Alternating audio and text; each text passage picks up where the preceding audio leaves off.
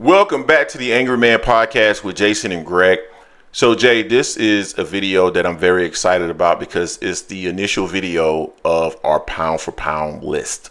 Now, we are going to do a pound for pound list every quarter.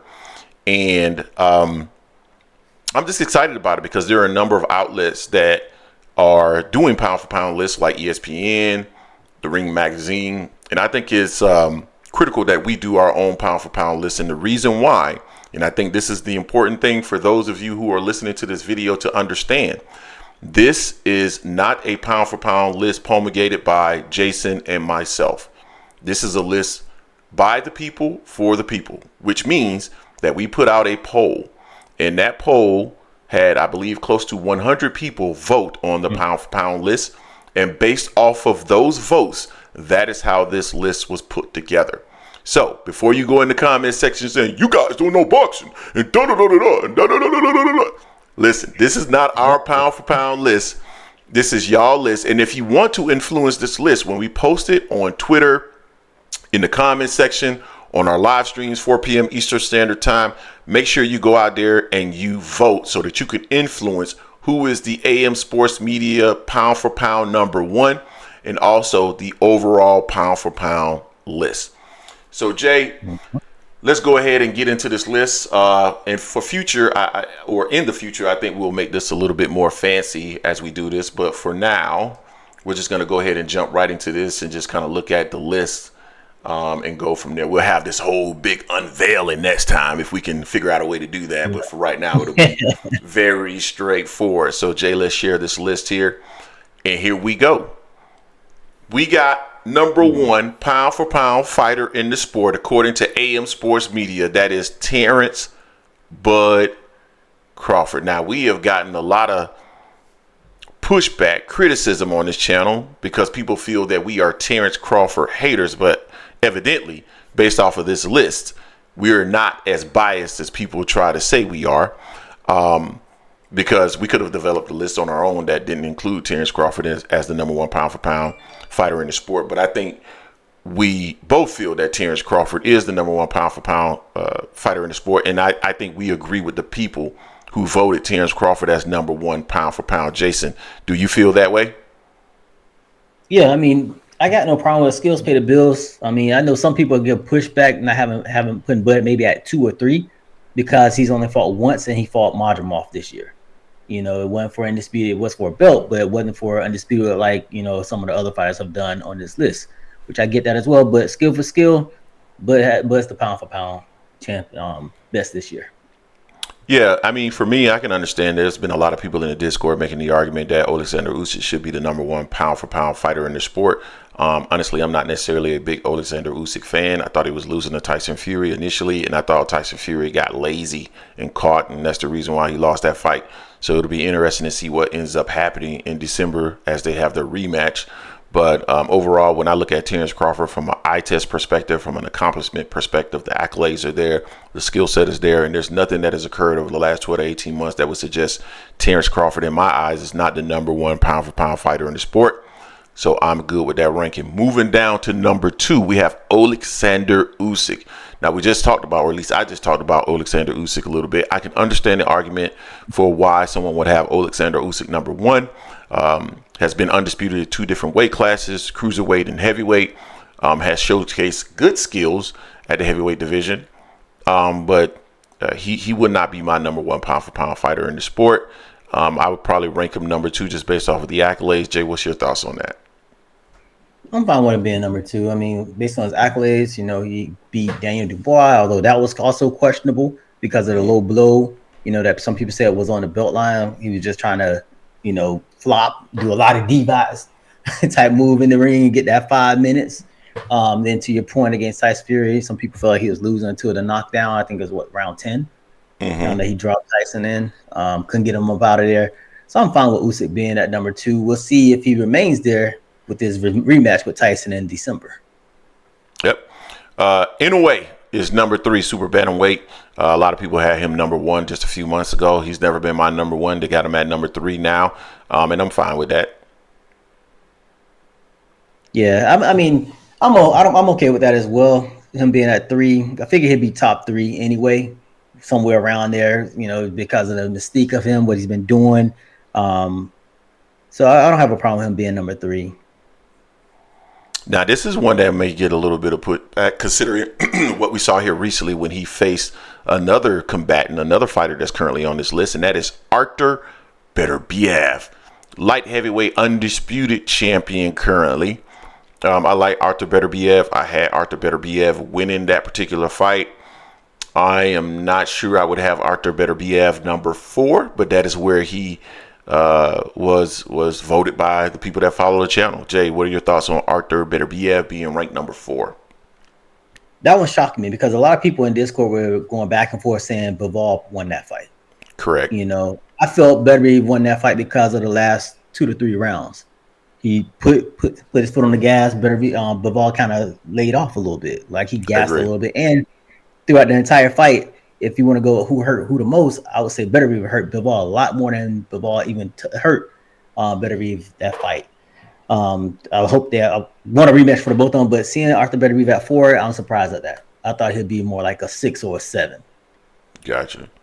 Number 5, Canelo Alvarez. Saul Canelo Alvarez. Now, I know that you're not a fan of Canelo Alvarez, but he definitely displays a level of skill that we haven't seen in quite some time. It was undisputed middleweight champion. Skills do. It feels like the skills have eroded to a certain extent over the last 12 to 18 months. Not sure I would have Canelo Alvarez number 5. I think I would have him lower on the list. Jay, what are your thoughts on that? Yeah, I mean, I don't like Canelo just because of him avoiding certain fights and certain other fighter that's on this list as well. And he got washed by another fighter that's on this list that he's ahead of. So I wouldn't have him number 5. I have him lower on the list. He's still a hell of a fighter and a great resume as well. Could be a lot better if he wasn't avoiding a certain fighter. Whew.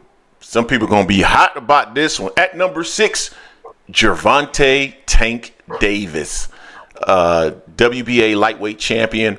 Some people are going to argue about Gervonta Davis in regards to his accomplishments. We've seen the list of fighters out there that they're talking about have beat top-ranked fighters, pound-for-pound fighters, beat world champions, all this other stuff.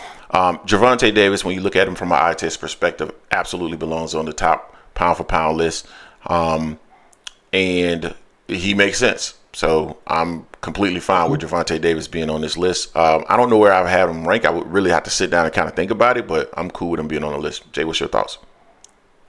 I was surprised because all the vitriol that comes at him on our videos when we're doing with live streams every Sunday at 4 p.m. People always going for Tank's neck, So I was like, they probably going to hate and not put him on the list at all. But seeing him at 6, I'm surprised. It's refreshing to see him on there in the eye test.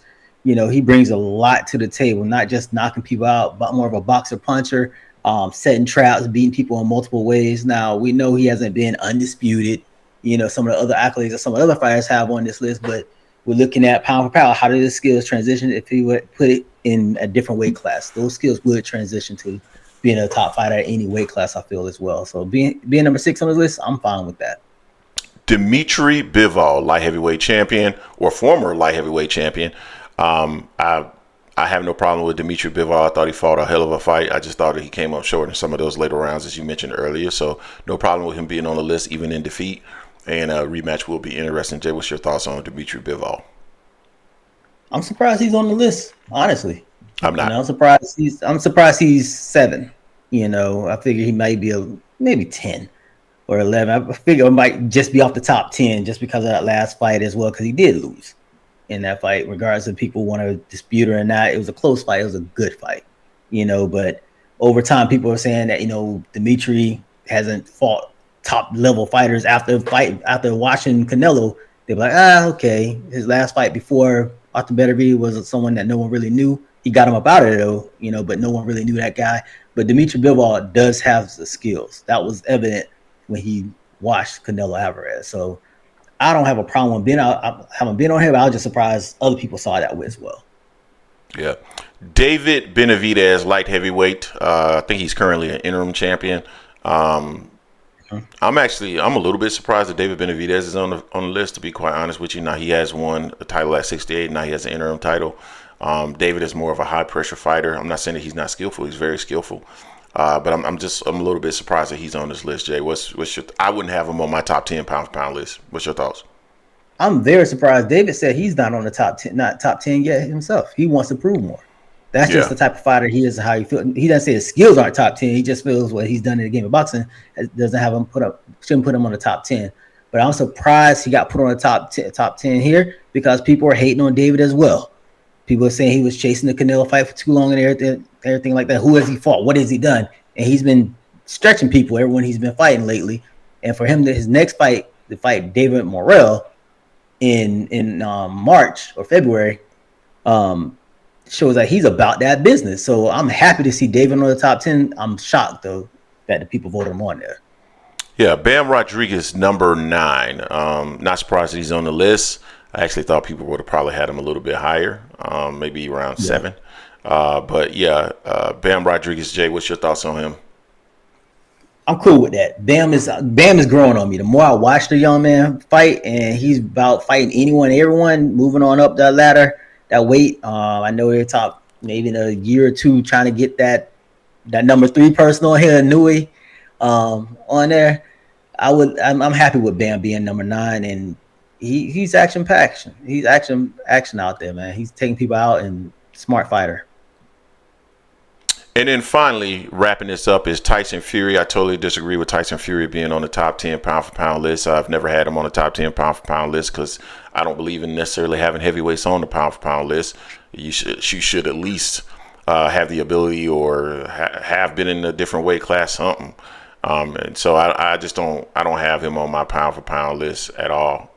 He may be able to get back on to some people's pound for pound list, but a pure heavyweight, I don't know if I would ever have him on a pound for pound list. Jay, what's your thoughts on that? Yeah, I'm surprised he's made the top 10. I think he'd be outside of the top 10. But the people spoke. They felt he was the 10th best pound for pound. Coming off a loss to Usyk, So I mean, some people may feel like he felt that he won that fight against. He should have won that fight against Usyk. And some people feel like he's probably gonna win the fight in December, so that's probably why they voted him for number 10. But I wouldn't have had him in the top 10.